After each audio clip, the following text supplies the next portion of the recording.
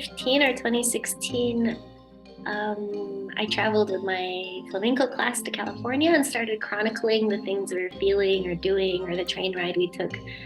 And I feel like that was kind of the start. I just shared it on Facebook and a lot of people were resonating with it. And then I kept building on memories.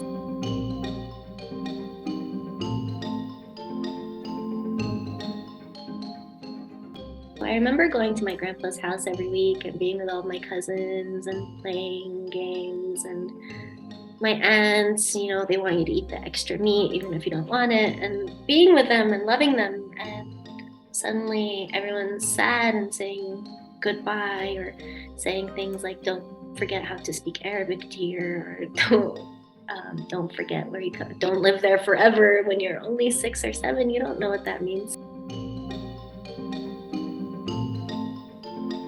I feel lucky that most people have been very good and loving and supportive, and then even the weird situations are trying to be loving and supportive, but have said things like, this really reminds me of what it's like to be Kuwaiti, but you're half Kuwaiti. And I'm like, no, I'm not. My dad should have been Kuwaiti. So and then I try to talk this out with other people who are probably more who are activists in a way, and with one woman particularly who was saying the infuriating thing is that this person is saying your art reminds them of their home and culture, but is also denying you the belonging which you deserve. So it's on one hand saying your art reminds me of what it means for me to be Kuwaiti, but you're not. So yeah, or you're half.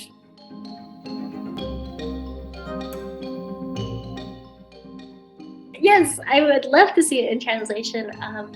A teacher who works at a private British school reached out to me, and her students had read the book and they made drawings about it. And of course, these students can speak English, so they wrote things like they recreated some of the drawings in the book. And it's so beautiful to see little Kuwaiti kids and how they understood the story as opposed to just American kids seeing it as an immigrant came here. Some of the drawings the kids in Kuwait were making were they loved Kuwait and they had to leave, or I know how much you love your family. So it's really beautiful. Yeah.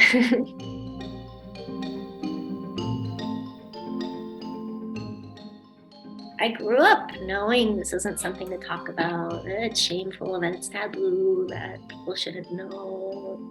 It's I miss my dad a lot. He passed away in 2016, and he would have been so mad about all of this. But at the same time, it's when I see my 30 or 38-year-old cousin, or the things my mom tells me, he tells his mom about, feeling sad over his lunch that things can't be easier. It makes me feel well, I'm sort of in a position to say something, or while he isn't.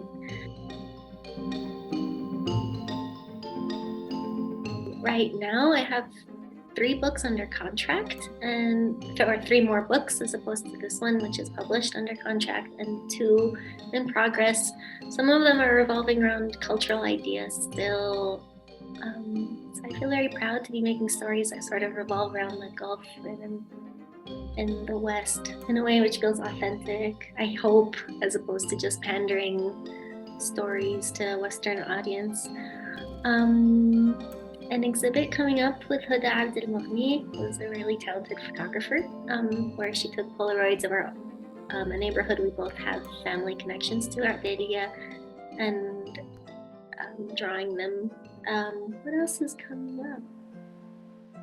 I suppose that's all. I hope anyone watching this in Kuwait says hello to the sea for me.